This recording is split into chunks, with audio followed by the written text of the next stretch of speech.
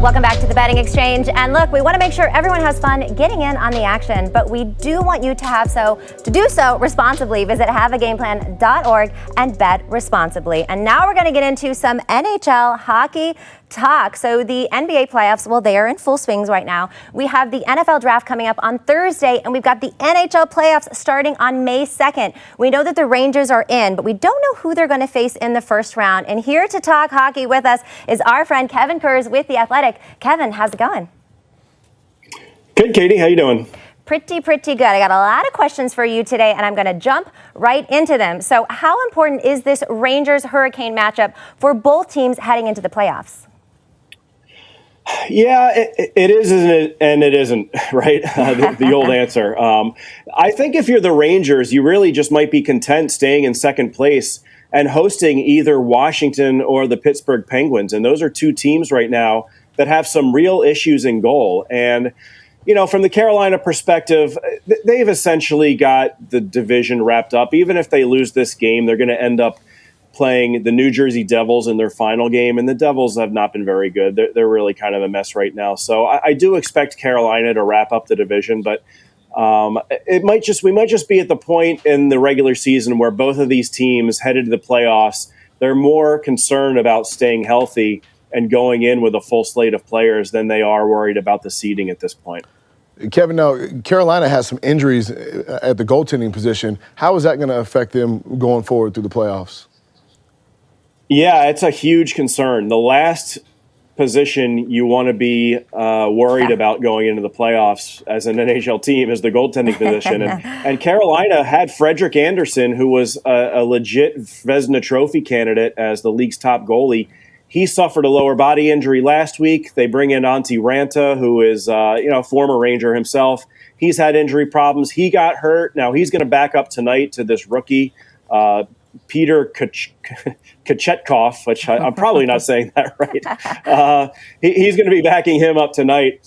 But, you know, it's a big concern for the Hurricanes right now. They really are going to want Frederik Andersen back in there. And he's a question mark now as to whether he's going to be able to start game one of the first round. So that's definitely something to keep an eye on from the Carolina side.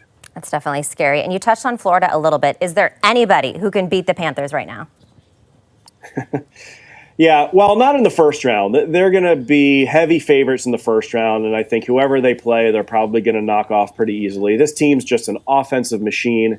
Now, the second round could be a different story. If they end up playing the Tampa Bay Lightning, a team that they just lost to, and a team they lost to in the playoffs last year, obviously the Lightning, the two-time Stanley Cup champions the last two seasons, that could be a toss-up series. So we'll keep our eye on the Panthers. They do have an inexperienced roster for the most part when it comes to playoff games, but they bring in Claude Giroux from Philadelphia, the longtime Flyers captain. They have Joe Thornton there, who's been a leader for 20 years now, essentially in the NHL.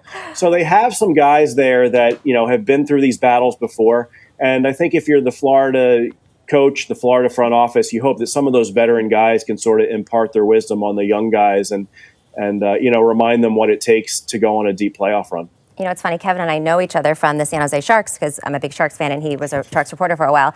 And when I told my dad about Joe Thornton, he's like, that guy's still playing? And I'm like, yes, Thornton is still playing 20 years later. It's wild.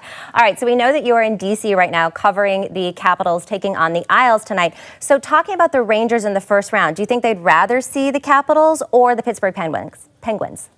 Yeah, that's a good question, too. And as I said earlier, both of these teams have some question marks in goal right now. Pittsburgh's goalie, Tristan Jarry, is hurt. Washington's had goaltending issues really for most of the season. And now we keep talking about injuries here, but it's that time of year. Alex Ovechkin, his health is now in question. And it doesn't sound like he's going to play tonight. Capitals head coach Peter Laviolette said that he expects him back for the first game of the playoffs, but he seemed a little bit that it's at least a question mark as to whether that's going to be the case. And, if you're playing the Capitals and they have leaky goaltending and they are without Alex Ovechkin, I mean, that's a pretty good matchup. I don't think anybody would pick the Capitals to win a series over the Rangers if they're missing even Ovechkin for a little bit of time, because he's been, again, obviously their best player this season. I know the Rangers have had some success against Pittsburgh, but that's still a team with Sidney Crosby, Evgeny Malkin, Jeff Carter, And I have a little bit more faith in their backup goaltender, Casey DeSmith, than I would in the Washington's goaltending situation at the moment. So if I'm the Rangers and the Caps are without Alexander Ovechkin, I would think that would be a pretty favorable matchup. All right, before we let you go, who is the scariest team in the West? Let's talk about the West. Well, Colorado's lost 4 in a row, but I still think they are the team to beat in the Western Conference. And I know that sounds probably pretty obvious considering the regular season, but this team, they still have something to prove. They've never made it out of the second round. They loaded up at the trade deadline. They added some sandpaper and some grit to their lineup, which is, I think, what they needed headed into the playoffs. So Colorado is a team that I think is going to be the team to beat. But I would also keep an eye on Minnesota. This team has just been, streaking up the standings. They have 2 great goaltenders now, Marc-Andre Fleury, who they got at the trade deadline, Cam Talbot, who's been playing very well, and a legitimate superstar in Kirill Kaprizov. So I would keep my eye on the Minnesota Wild for sure. Interesting. Well, we know that you're happy, obviously, about the Avalanche there. Kevin, thank you so much for joining us today. We always appreciate your insight. And don't go anywhere, everybody, because Portfolio is coming up next. We're getting in our bags to get you a bag here on the Betting Exchange, live on MSG.